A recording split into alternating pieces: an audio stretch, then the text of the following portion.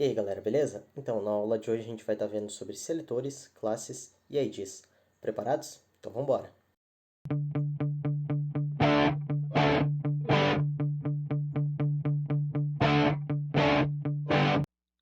E aí, pessoal, beleza? Então, aula passada eu tinha dado uma introdução para vocês do que era o CSS.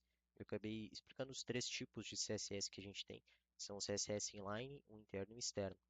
Tá? Então, na aula a gente vai estar vendo alguns conceitos a mais de CSS, né, que são os conceitos de seletores e as classes, tá? Aula passada eu tinha explicado para vocês, na parte de HTML, eu tinha explicado para vocês a respeito dos comentários, o que são os comentários, para que eles servem, quando que eles são usados geralmente. Expliquei para vocês um pouco mais da tag hyperlink, né, que é essa tag aqui. Então, a gente vai, aula passada na aula de HTML, né, eu expliquei que existem dois tipos de hyperlink, né? A gente vai ter os links relativos. Então, se eu quiser, por exemplo, tá navegando por diferentes arquivos aqui do meu site, eu posso estar fazendo isso com os hiperlinks, né, que são os links relativos. E se eu quiser estar sendo redirecionado para fora da minha página, eu vou estar utilizando um link absoluto, que é esse caso aqui de baixo, tá? Então, aí eu expliquei um pouco mais sobre os atributos, né, que vamos redirecionar, vamos fazer essa linkagem. Esse atributo aqui, ele basicamente cria uma outra guia, então ele não atualiza a minha própria guia, ele não sai da minha própria guia. Então, isso pode ser interessante para caso eu não queira estar saindo do meu site, tá? Então, eu utilizo esse atributo aqui. Então, eu acabei explicando isso no meu vídeo de HTML, tá? Então, se vocês não assistiram, vão lá e assistam, tá? Bom, então, sobre os seletores, a gente tem vários tipos de seletores.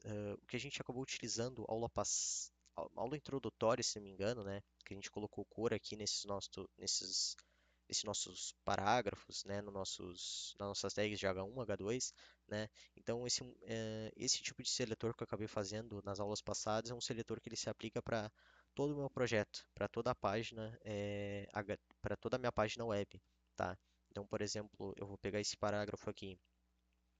Se eu quiser, por exemplo, mudar o tamanho da fonte dele, eu quero que ele esteja 16 pixels, por exemplo, e ele esteja de uma cor azul, color blue mesmo, tá?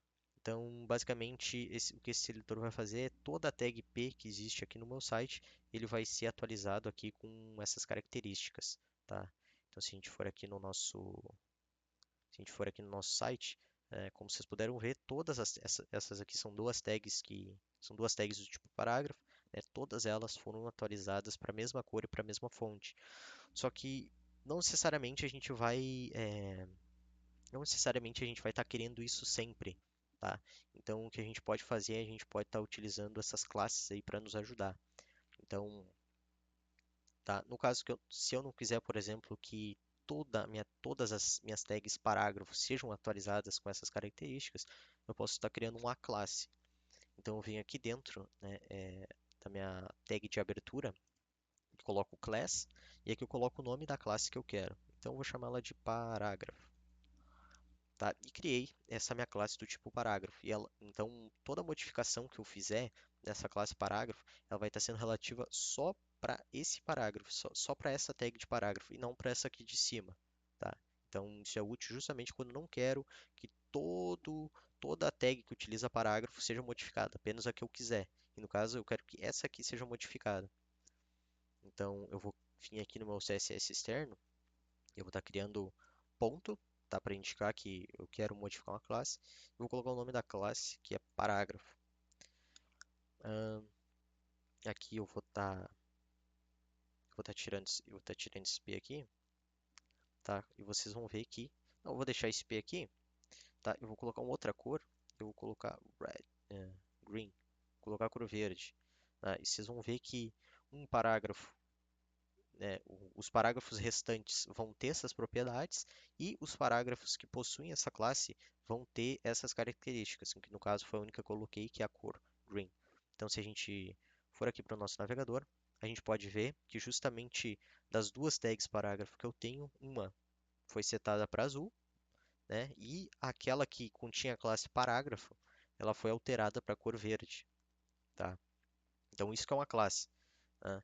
Então, poderia estar colocando classe aqui em todas as minhas tags, tá? Então, mas não é necessário porque a própria tag H1 eu só vou ter um H1 por página, então não necessariamente eu precisaria estar criando uma classe para o meu H1, eu posso simplesmente estar me referindo à minha própria tag, como nesse caso aqui. E eu também vou ter os IDs, então, por exemplo, ao invés de eu criar uma classe, se eu quiser criar um ID, eu também posso. Então, eu vim aqui na minha página principal, em vez de colocar classe, eu vou colocar um ID, né? E vai ser praticamente a mesma coisa, tá? Então, essa cor verde, ela vai estar sendo instanciada, só que a diferença é que o ID ele vai ser único, tá? Então, eu só vou poder ter um único parágrafo. E, né, obviamente eu vou ter que mudar aqui, porque eu não vou ter mais ponto parágrafo, e sim eu vou ter hashtag, tá? Indicando aqui que esse meu ID parágrafo, ele é único. E eu vou também estar tendo, né, as modificações específicas para esse meu ID do tipo parágrafo. Então, só esse segundo parágrafo, só essa segunda tag parágrafo é que vai estar sendo preenchida com verde. Então, se a gente for aqui, ó, beleza? Deixa eu só colocar outra cor aqui, tá? Red. Então, só ela é que vai estar sendo modificada para vermelho, enquanto as outras, todas as outras tags do tipo P vão estar com essa cor azul aqui, tá? Então, é isso, pessoal, né? Esse foi o vídeo de hoje. Então, espero que vocês tenham gostado, né? Aula que vem a gente vai vir com outros conteúdos, né? Então, essa foi a atualização, tá? Então, dei uma explicada aí do que são os seletores, o que são as classes, o que são os IDs, tá? Que a gente vai estar, a partir do momento que a gente for entrar nesse tópico de sections, de divs, né?